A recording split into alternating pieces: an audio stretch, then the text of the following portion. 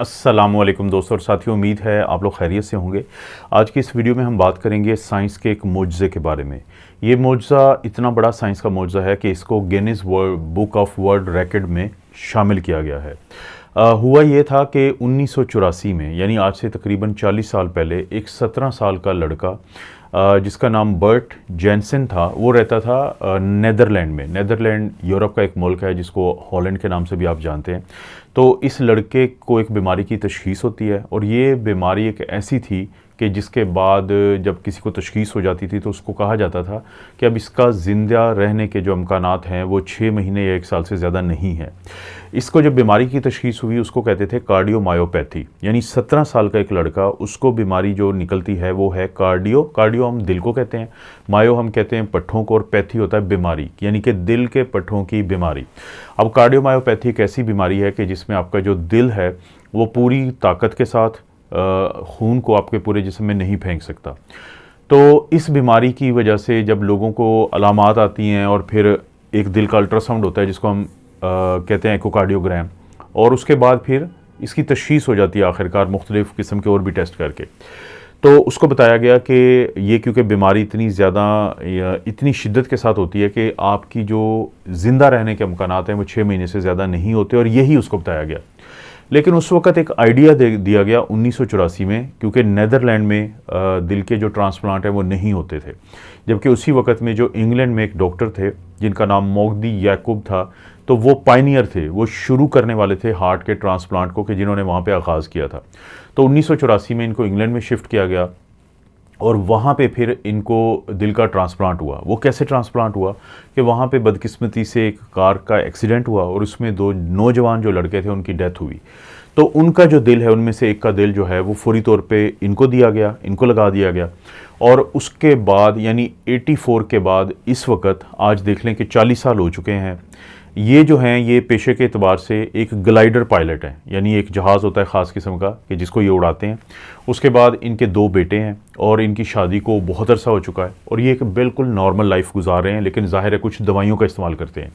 यानी एक ऐसा लड़का जिसकी ज़िंदगी के बारे में कहा गया था कि ये जो है ये अब 6 महीने से ज़्यादा नहीं जी सकता। तो साइंसी तौर पर एक ऐसी सर्जरी की गई जो उस वक़्त जिसके बारे में ये कहना बहुत मुश्किल था कि कितने दिन कोई ज़िंदा रह सकता है इस सर्जरी के बाद या हार्ट ट्रांसप्लांट के बाद।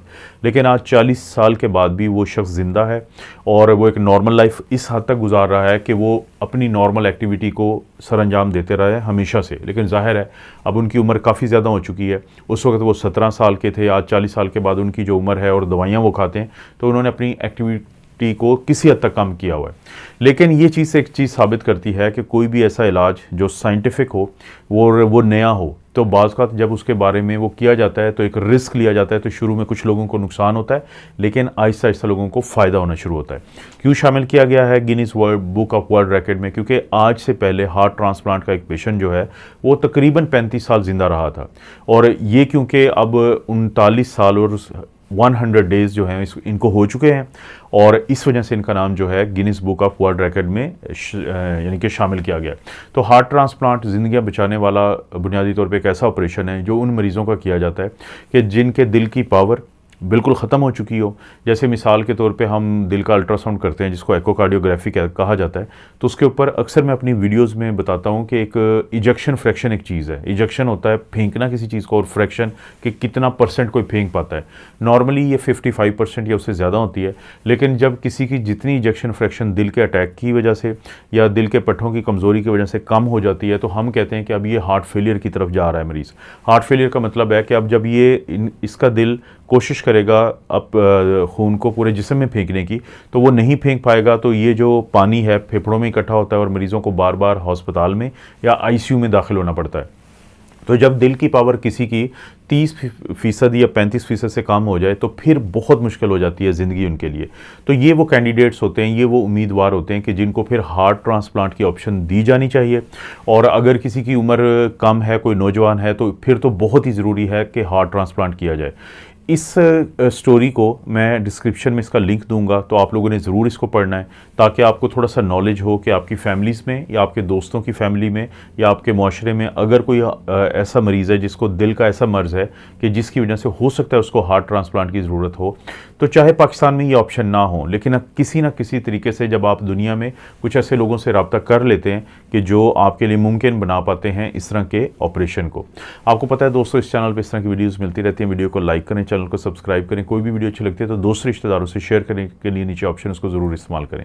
आप अपना और अपनी फैमिली का ख्याल रखें। अल्लाह ताला आपको और आपकी फैमिली को हर किस्म की बुराई, बीमारी और आजमाइश से महफूज रखें।